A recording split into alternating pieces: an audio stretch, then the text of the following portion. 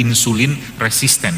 Ini biang keroknya banyak penyakit di manusia zaman sekarang. Dan bahkan banyak tidak ketemu obatnya, seperti autoimun, kanker, stroke, kencing manis yang sekarang merajalela luar biasa. Kalau kita sudah mulai jeli sebenarnya, itu gampang sekali ngobatin atau mungkin memperbaikilah katakanlah kondisi itu Bapak sekalian. Saya cuma kasih 2 rules saja, dan itu kalau Anda kerjakan 2 menit saja, insya Allah pelan-pelan si resistennya insulinnya akan diperbaiki sama dia. Yang mungkin sakit-sakit sendi segala macam itu pelan-pelan dia akan diperbaiki sendiri sama tubuh kita. Yang jadi masalah kita zaman sekarang, 2 ini sering dilanggar. Itu coba aja diubah seminggu aja dulu, rutin aja, lihat aja ternyata badannya mulai stabil.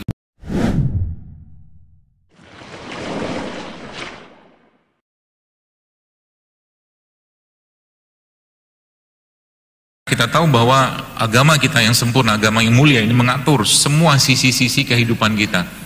Kalaulah saja kita melaksanakan itu dengan baik, dengan benar, bagaimana tuntunan Nabi SAW, maka saya boleh katakan mustahil ada penyakit kronik di umat Islam itu. Mustahil.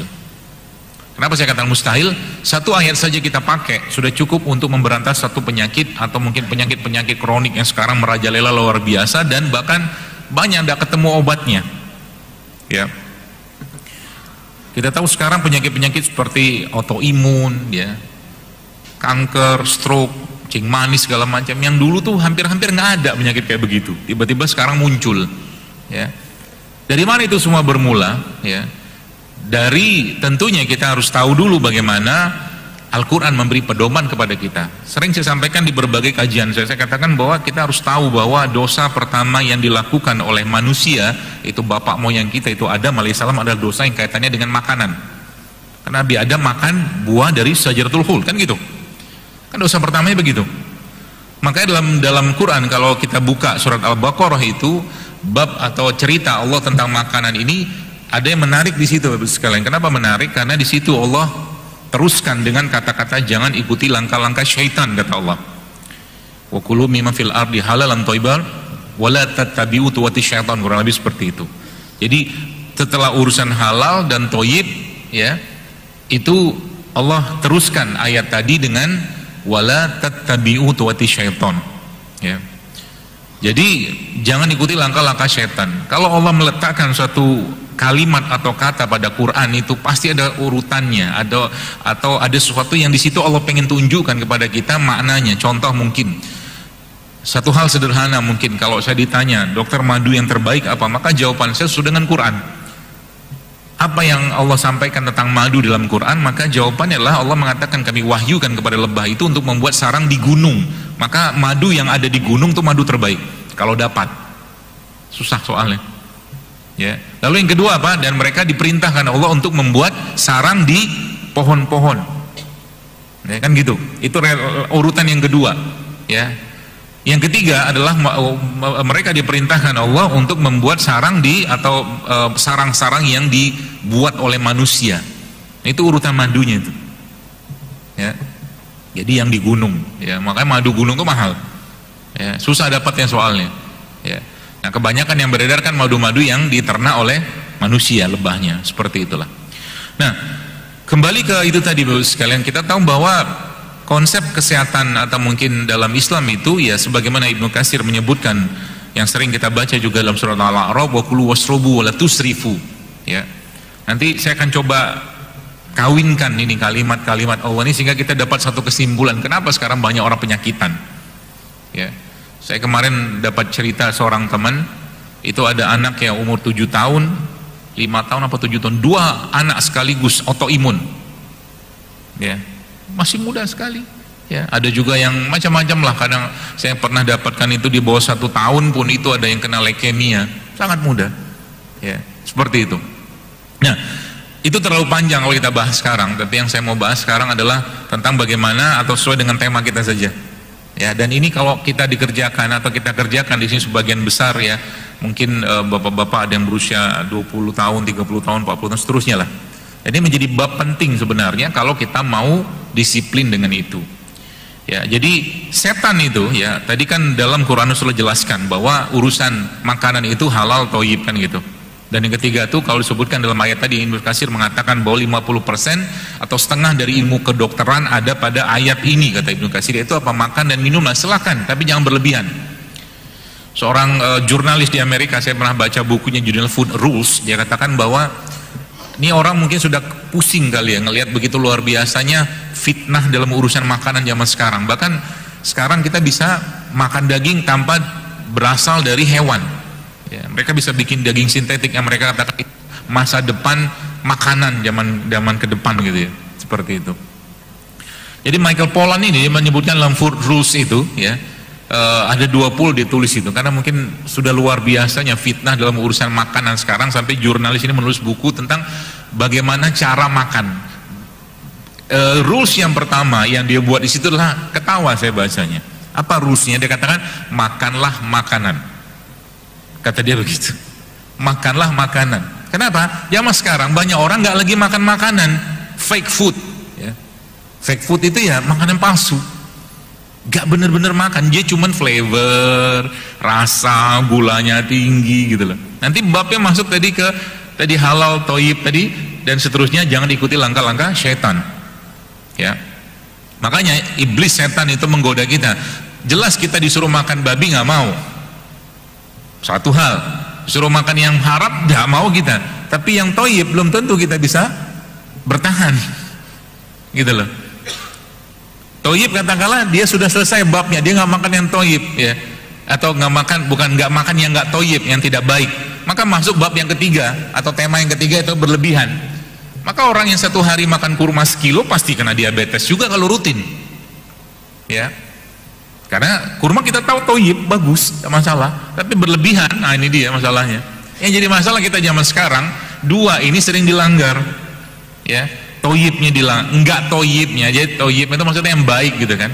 Nah di situ si Michael Pollan itu menyebutkan ya, salah satu kaidahnya dibilang apa? Jangan makan makanan, kata dia, yang Anda tidak bisa mendapatkan sumber mentahnya di alam. Ada begitu. Ada beberapa rules ya, saya nggak ingat semua. Ya, saya baca buku senyum-senyum aja. Ya. Makan makanan, makanlah makanan gitu kan, karena banyak zaman sekarang, dan istilah fake food ini sudah dikenal sejak zaman dulu ya, sudah dikenal sejak zaman dulu ya. Makanya fake food, kemudian screen jadilah fake human, kebanyakan screen ya. Kemudian juga lawannya apa? Real food, nature, jadilah real human ya. Zaman sekarang ternyata semua data-data pun kalau kita buka itu menunjukkan memang kecenderungannya seperti itu gitu loh ya. Jadi banyak cintanya palsu gitu kan, sayangnya palsu, rindunya palsu. Kenapa? Karena kebanyakan makanan palsu. Anda tahu kenapa banyak kafe zaman sekarang? Ya mungkin orang butuh, nggak dapat cinta di rumah, akhirnya mencari cinta dalam bentuk yang lain, itu manis, gula. Nah itu bab yang kita mau bahas ini sekarang ya. Karena manusia itu kecenderungannya, karena kalau kita membahas tentang good food is good mood, emang bener manusia itu akan sesuai dengan karakternya. Saya tadi malam ngepol dengan seorang teman yang dia dakwah ke tempat-tempat yang sangat terpencil ya, suku-suku pedalaman itu. Saya geleng-geleng kepala, dia bilang, dokter mau lihat itu nggak, apa namanya, asam padeh kepala beru. Beru monyet itu dibikin asam padeh. Itu di sana tak ada, dia bilang. Tidak perlu, terima kasih. Ya. Dan karakter mereka itu memang sesuai dengan apa yang mereka makan. Ya, makanya memang dalam Islam kita dilarang makan yang haram, makan yang buruk segala macam, karena memang akan berefek ke karakternya kita. Ya, apalagi dia sudah nggak baik, berlebihan. Halal sih oke lah, kita insya Allah jaga halal. Ya, tapi ketika nggak toyib, nggak baik dia dan berlebihan, pasti ngefek ke perilaku. Pasti ngefek ke perilaku. Dan kemudian kalau bicaranya pada ranah ibu-ibu yang sedang hamil, itu pasti masuk di situ ya, gennya itu tadi ya. Jadi ketika ibunya waktu dia lagi hamil, katakanlah ya, seorang anak dalam kandungan ibunya tuh suka banget makan yang nggak bener ya, nggak baik, nggak sehat, itu anaknya pasti akan ngikut nanti, gen itu akan tercetak di anaknya itu ya. Sehingga beberapa data tuh kadang saya lagi-lagi geleng-geleng kepala juga. Ada, saya pernah buka satu data, jadi ternyata contoh nih, kita bicara tentang laki-laki Ya, laki-laki yang kita tahu hormon laki-laki itu namanya testosteron. Ya, ternyata dalam sebuah data disebutkan kadar testosteron laki-laki yang usianya 30 tahun di tahun kita ini sekarang ini itu sama dengan laki-laki yang berusia 60 tahun di tahun 80. Kebayang? Ya. Kenapa bisa begitu? Jarang kena matahari, jarang berinteraksi dengan alam. Saya kadang-kadang mikir emang lagi eranya perempuan kali. Zaman lalu kan ada Mitsubishi Kuda, Kijang Jantan. Sekarang kan Alia, Xenia, nah gitu. Semuanya nama perempuan gitu. Ya, seperti itulah.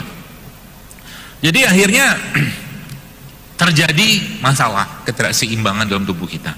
Ya, masalah ini memang akan berefek, Bapak sekalian. Kalau mungkin sebelah mungkin di gedung ini mungkin ya, tentunya tidak ya, di gedung yang sudah sangat rapi seperti ini.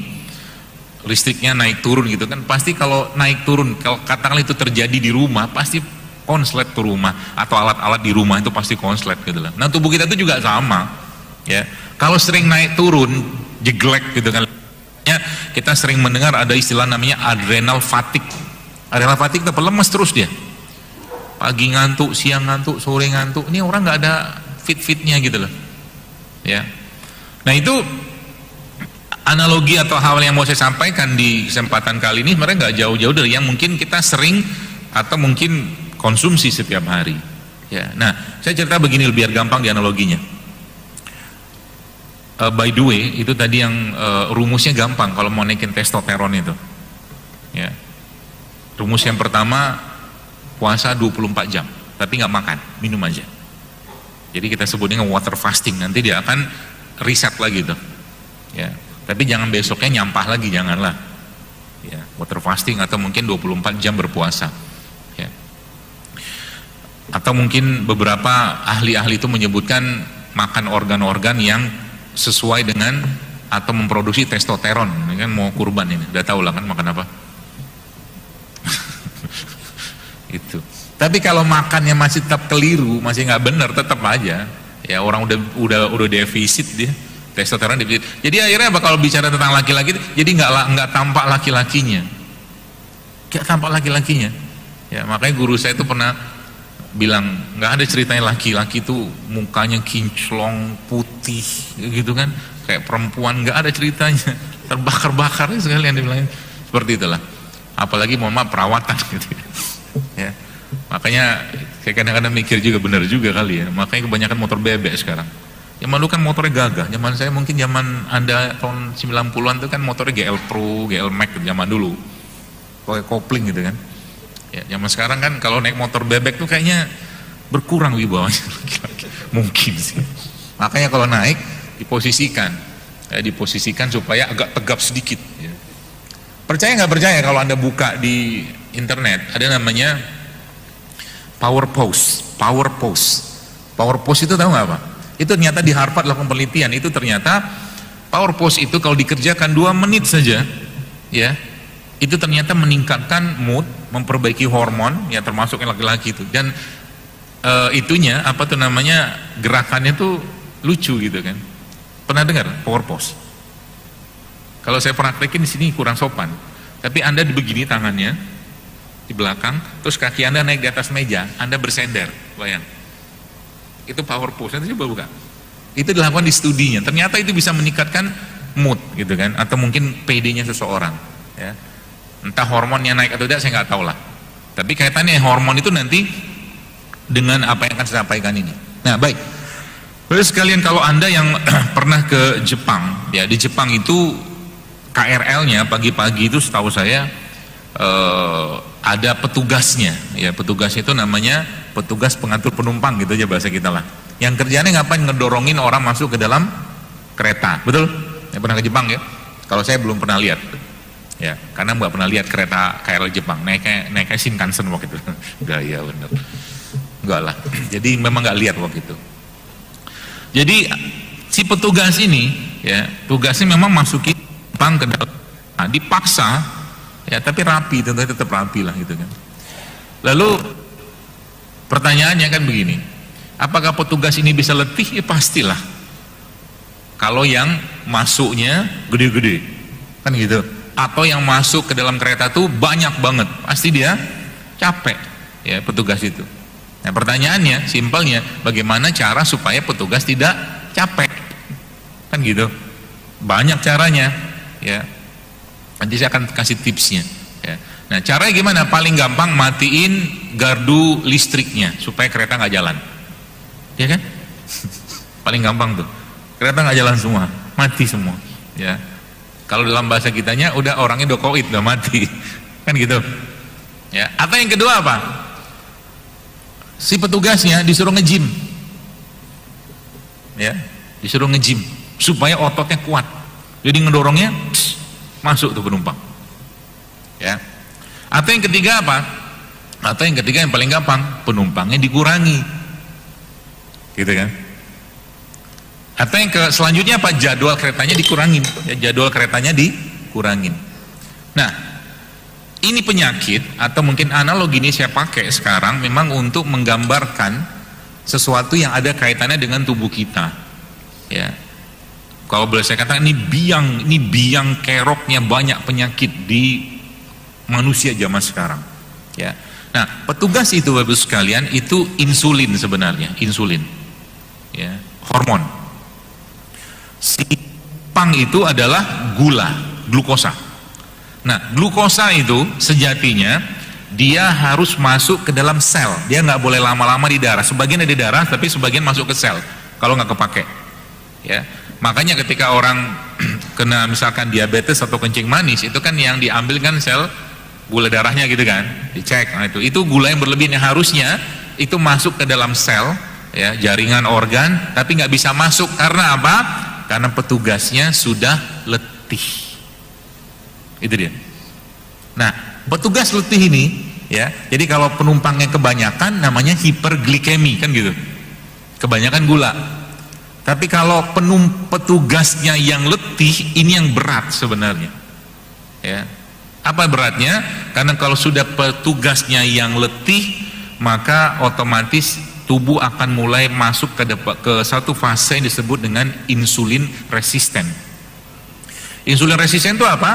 Mau berapapun penumpang datang, dia nggak bisa lagi masukin. Nah, itu obat-obat diabetes kencing manis zaman sekarang itu sudah mengarahnya ke sana. Kenapa? Nggak bisa lagi, penumpangnya nggak bisa dikontrol, petugasnya ya nggak bisa diapa-apain lagi ya, kecuali dia ibarat kata mau dipecut lagi sampai akhirnya dia benar-benar gagal tidak bisa bekerja. Akhirnya apa? Biasanya endingnya ke gagal ginjal. Itu di dunia manusianya. Nah makanya bab atau tema tentang gula ini sebenarnya, atau mungkin berkaitan dengan tadi insulin, gula tadi itu, kalau kita sudah mulai jeli sebenarnya itu gampang sekali ngobatin atau mungkin memperbaiki lah katakanlah kondisi itu Bapak sekalian ya. Supaya apa? Supaya apa tuh, sistem ini bisa bekerja lagi dengan normal ya. Contoh tadi, kalau Anda tadi sempat mendengar kalimat atau kata-kata saya, petugasnya disuruh nge-gym ya, disuruh nge-gym. Itu sebenarnya dalam tubuh kita juga sama. Weight training atau weight exercise ya, atau latihan beban itu ternyata punya efek yang sangat signifikan dalam mengurangi insulin resisten. Jadi jangan fokus nurunin berat badan, tapi memperbanyak, mungkin bahasa kita tuh massa otot. Jadi massa lemaknya yang tumpukan gula nggak kepake itu diubah ya, kalau bahasa orang-orang gym itu di cutting, bulking apalah gitu loh.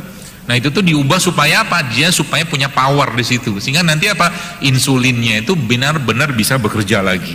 Itu yang pertama. Yang kedua, karena kita sampai jam 1 ya Ustaz. Iya, semoga kesampaian. Yang kedua apa? Ya. Yang kedua, ubah gula yang masuk dalam tubuh kita. Ini paling gampangnya begini. Jadi kalau Anda benar-benar mau merasakan badan itu jauh lebih fit, jauh lebih baik, coba mulai latihan. Latihannya apa? Jangan ada gula pasir.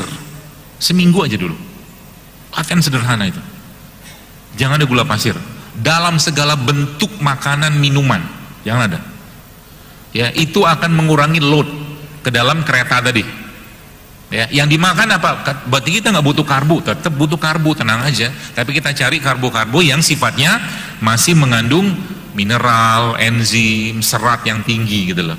Contoh mungkin kentang gitu kan. Kalau mungkin makan nasi, saran saya cari nasi yang masih berserat. Contohnya apa?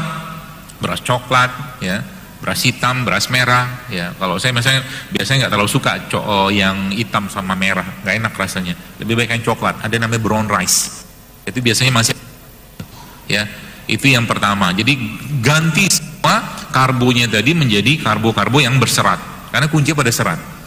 Yang ketiga adalah, ya, kalau Anda masih biasanya harus, ya, mudah-mudahan tidak sih. Biasanya kalau saya ngasih ini di kajian-kajian masjid, mereka langsung protes, wah kami nggak bisa makan kalau nggak makan nasi, nah, gitu kan.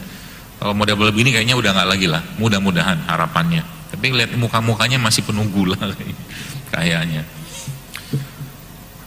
Jadi yang ketiga apa? Yang ketiga, nasinya Anda tambahkan dengan serat.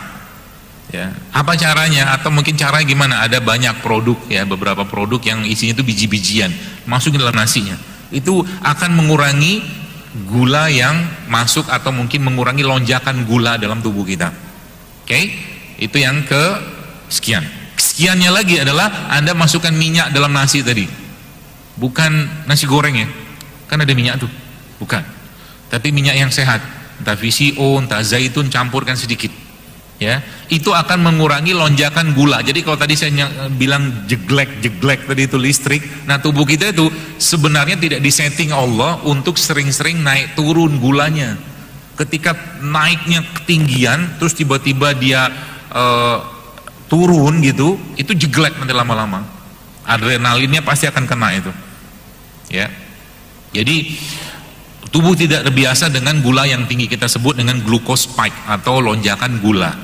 Ya, lonjakan gula ini biang banyak penyakit lah kalau boleh saya katakan. Jadi kalau Anda bayangkan misalkan ada orang makan sebelah, mungkin mohon maaf makan roti tepung, roti terigu gitu ya. Rotinya sudah karbohidrat tanpa serat juga. Ya. Ini dengan catatan dia merutinkan gitu ya, sering banget makan begituan. Kemudian udah gitu rotinya ada gula lagi. Udah gitu dia minumnya manis lagi, kan komplit tuh. Gulanya pasti naik, naik begitu. Nah ini bikin jeglek listriknya. Ya, itu apa tuh namanya, caranya, salah satu caranya. Ya, tadi ada biji-bijian kemudian minyak, atau ya yang berikutnya adalah sebelum Anda makan karbo itu, gula-gula itu, Anda makan sayur dulu.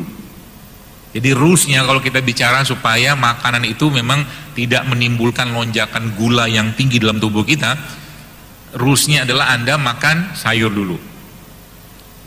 Selanjutnya Anda makan proteinnya dulu, baru terakhir makan karbonya. Agak bingung kan? Tapi biasanya kalau sudah paham beginian, biasanya karbonya nggak banyak. Jadi badannya sudah penuh dengan sayur, serat, dan daging atau protein. Itu coba aja diubah sedikit pola makan. Jadi misalkan Anda makan bubur ayam gitu kan. Bubur ayam itu kan seratnya cukup tinggi, ya, pada daun seledrinya itu. Betul? Sayangnya daunnya cuman seujung sendok teh. Daun seledrinya itu. Akhirnya saya kemarin nyoba. Saya pengen tahu nih gimana makan bubur ayam sesuai gaya Zaidul Akbar gitu. Karena biasanya bubur ayam tuh nggak jauh-jauh bahasannya nih, tim campur, tim pisah kerupuknya, kan gitu kan. Saya makan kemana? Saya beli kuahnya kan lumayan, ada kunyitnya segala macam. Bang, banyakin seledrinya bang, saya bilang. Iya, banyakin sama dia, penuh setengah piring itu seledri semua. Kemudian saya minta kacang, lumayan protein lah, gitu kan, kacang kedelai segala macam. Ya. Kemudian saya cari lagi satenya telur puyuh lumayan lah. Kalau telur biasa juga tidak apa-apa. Ternyata asik, tetap asik. Karena biasanya bubur ayam itu kan saya ngomong makanannya agak-agak susah hati saya. Kayak tadi pagi aja, ya, saya ngelihat ada abang-abang bubur ayam. Nanti saya ngomong begini diprotes lagi.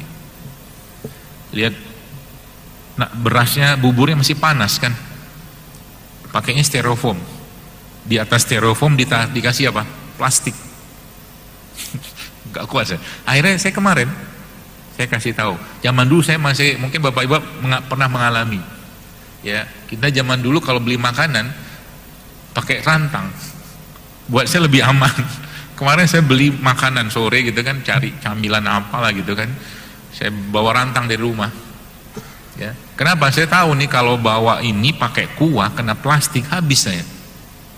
Terlepas plastik itu mereka katakan food grade lah segala macam, tetap plastik is plastik gitu loh. Ya. Yang biasanya makan bawa pulang gitu kan, bakso lah apa segala macam gitu kan kuah semua tuh kena plastik. Wajar kanker beredar di mana-mana zaman sekarang. Yang kita makan tuh plastik semua. Belum lagi kita bicara logam berat ya. Belum lagi bicara logam berat. Misalkan beli gorengan, ada logam beratnya dari soal ujiannya. Paham? Soal ujian. Kan tintanya itu kena itu. Ya seperti belum lagi cita aluminiumnya, kadang-kadang pusing makan apa kita. Ya, begitulah zaman sekarang, fitnahnya luar biasa. Ya, makanya coba biasakan itu. Ya, seperti itu. Nah, itu kaidahnya, ya. Apa tuh mereka katakan carbs come last, dia bilang. Karbo itu terakhir. Dan mulai sekarang kalau Anda pengen betul-betul berkurang adrenal fatigue-nya, saya cuma kasih 2 rules saja atau 3 lah rules-nya. Ya. Pertama apa? Banyakin puasanya, banyakin badannya itu dikurangi gula yang masuk. Ya, contoh kalau ada yang kemarin sempat lihat video saya tentang kopi. Itu langsung apa tuh kalau bahasa TikTok itu?